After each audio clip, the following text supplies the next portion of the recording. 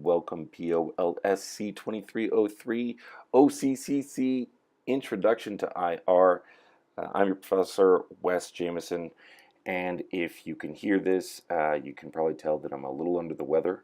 I'm also traveling. I'm across the United States right now, so that's why it's coming out to you a little bit late. Um, I just want to remind you guys again, you have until midnight, Monday, the 23rd of October to finish your test. I hope you guys are studying for your test and you are taking it and you guys are killing it. I will have the grades up for you guys probably by Friday. I get back in town Wednesday, so I'm hoping that by that time we can get this thing done, knocked out, and I should have your grades by Friday. Today we're going to be talking about international political economy. We're going to be talking about financial relations. And I know when you guys signed up for this course, you guys probably thought it was going to be a lot about conflict. There are many different aspects to international relations that are pivotal, and including financial relations. As a matter of fact, it may be one of the most pivotal. It is certainly my favorite topic. There's a lot of fun and neat things about this topic that we're going to get to. And I have it broke down into 6 parts. Now, we're only going to get to the first 3 this week, and then next week we'll tackle 4 through 6. The first one we're going to talk about is international finance, and then we're going to go into cross-border investment. To finish out this lesson, we're going to talk about why invest and borrow abroad, okay? So one of the things that we have to talk about international relations is investment, borrowing, trading, foreign aid. The money ties between countries are what bring people closer together. They also can scare countries sometimes, right? So one of the things we often talk about is how closely linked China is to the United States financially, right? And so people start saying, oh man, China's trying to take all our money, they're going to bank it, they're going to hold it over our head in debt. Well, they have a lot of dollar bills. And if our dollar sinks, that would absolutely sink them too. They own probably about 8% of our national debt, which is huge. And, you know, we are linked with them. If we don't do well, they won't do well.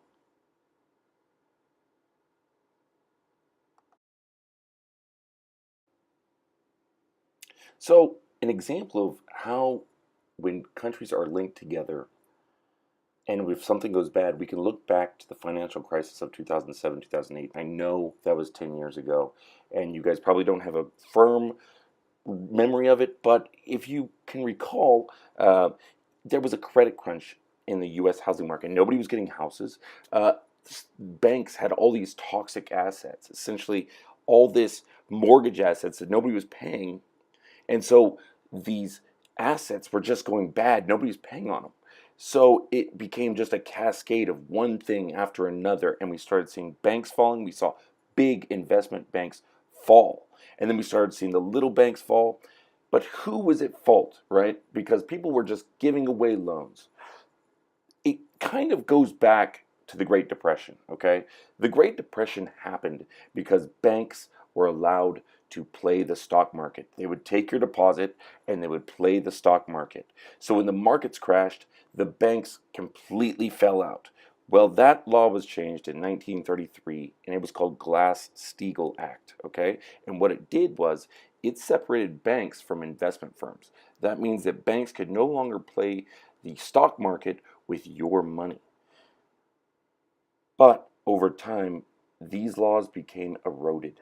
So we had in 1980 a law supported by Jimmy Carter, which was a Democrat, that kind of gave some of this power back to banks to be able to invest a little bit, dabble here and there in the stock market. Glass-Steagall was fully repealed in 1999 by Bill Clinton, a Democrat.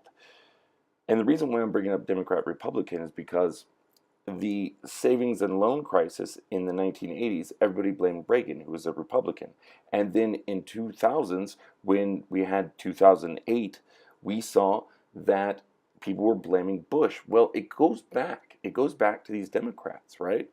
And if we look at this graph right here, it looks like the bottom's cut off. But essentially what we're looking at here is insured banks and failures, right? So as these numbers go up, these are the amount of banks that are actually failing, right? And it is awful. It is bad for your economy if your banks shut down because now you have no way to get money back to the people. So if we look at this first hump, that is 1929 stock market crash, the Great Depression. This giant one in the middle is the savings and loan crisis of the 80s. And this last one is the 2008-2009 crisis. Okay, we need to figure out what happened in 2008 that led this crash, right? So let's start with the giant pool of money. Now, when I talk about the giant pool of money, we are talking about all the money in the world.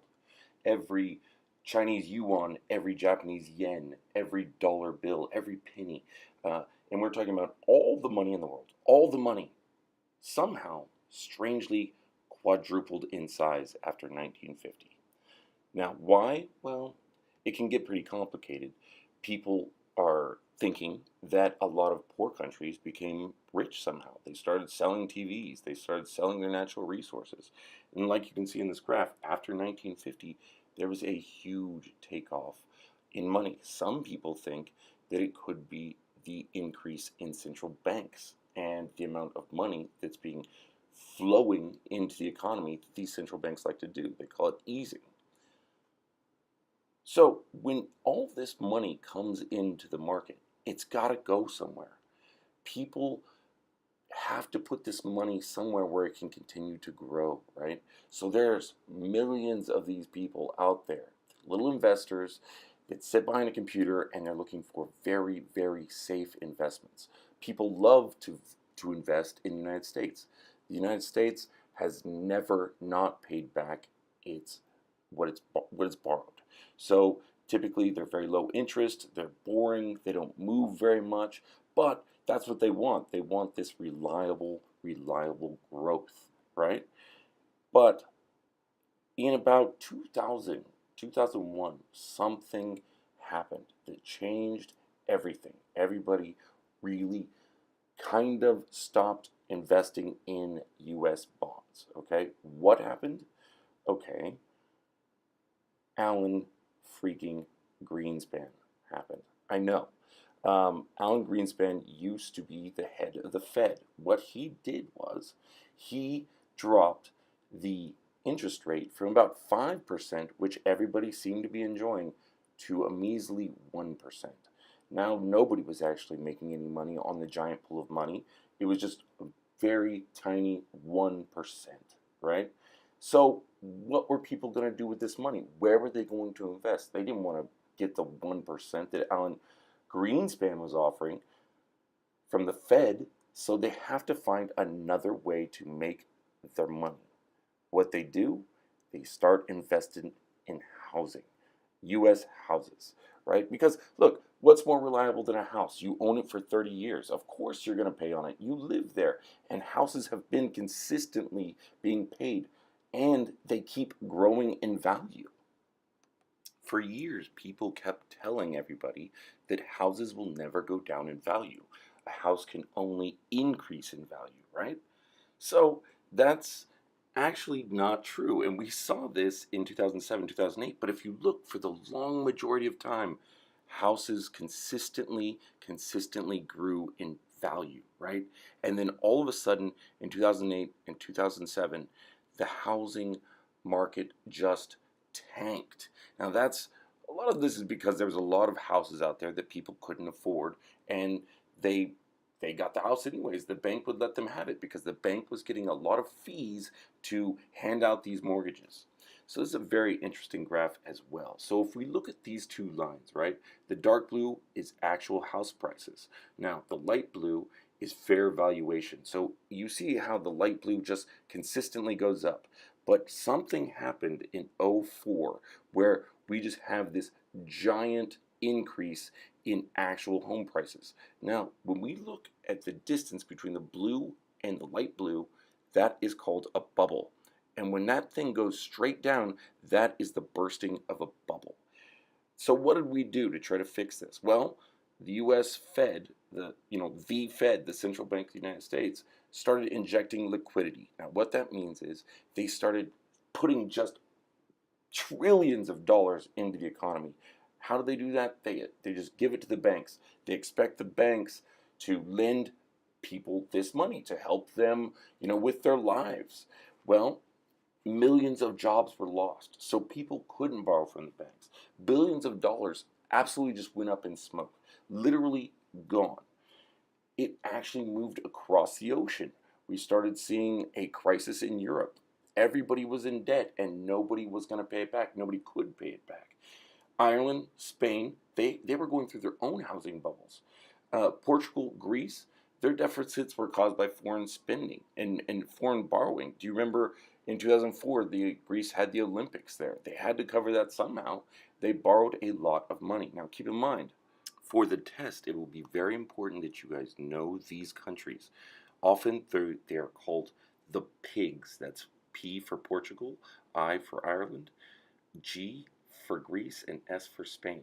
Okay, so the pigs of Europe were the ones who led Europe down this massive, massive debt. Now, Germany and France had money, but they were being threatened because they were having to lend so much money to try to save Europe. Because if one country's economy completely falls, it affects everybody. But what did we learn from this? We learned absolutely nothing, really, because we are looking very close at the same issue we had back in 2007. If you look, we have a steady state line, is this red line that I've drawn, right? We call this steady state. That means it's the solid path that we should be on. But if you look, we keep on growing our stock market way, way past it, right? And you can see each of these dips are huge, huge losses. So the one that I've circled right there, that's 2007, 2008.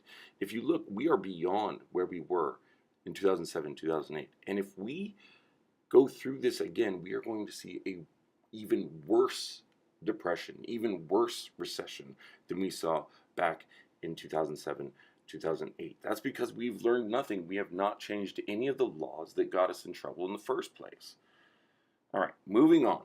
Let's talk about cross-border investment, okay? So when we talk about cross-border investment, we're talking about two types.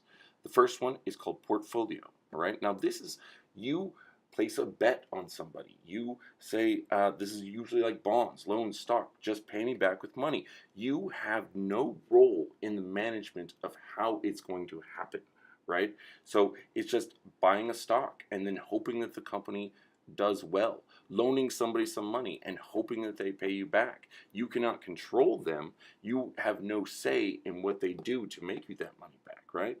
The second type is called foreign direct investment. Now, this means that the investor has absolute control of, the facilities, the company. So you should be able to get your money back. You are going into a country and you're building a company and you're trying to make money.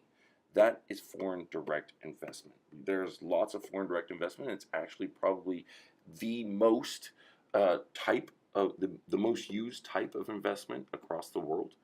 But countries are looking for cheap labor. All right, thirdly, why invest and borrow?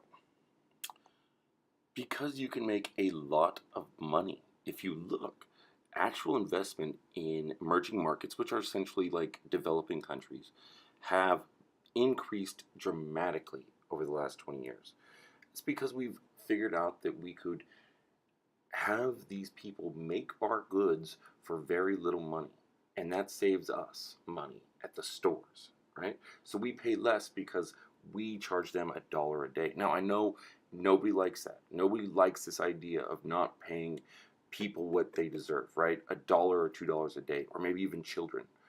But we all like paying less for goods. And if we really, really want to do something about it, then we need to stop going and buying these goods for crazy low prices.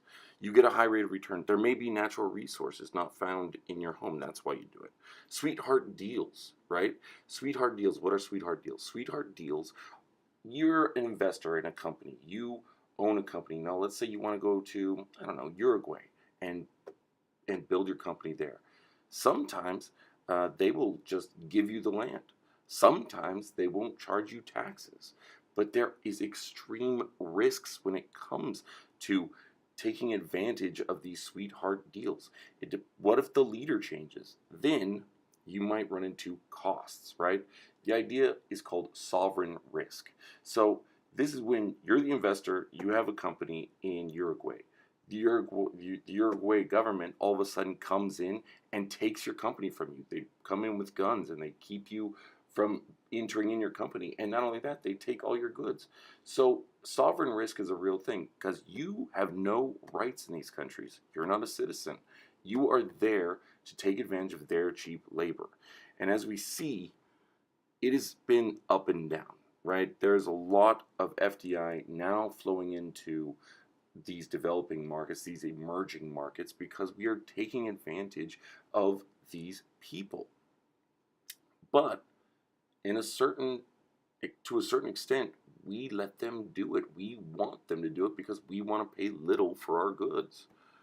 All right, so for essays, the first prompt is, do you believe we as Americans will see another financial crash like the one that occurred in 2008? Is there anything we as consumers can do to stop it? Secondly, should we be investing in countries that do not have the same morals as us? Should we as consumers have a say in how products are produced in other countries? As always, I need these essays emailed to me by the end of the day on Friday. Remember, it's always a one-page, double-spaced, MLA consistent paper with at least 2 academic sources cited in text as well as a reference page. I'm going to try to get better. I'm pretty sick, so I hope you guys are feeling good. I want everybody to make sure they do well on the test. I'll see you guys next week.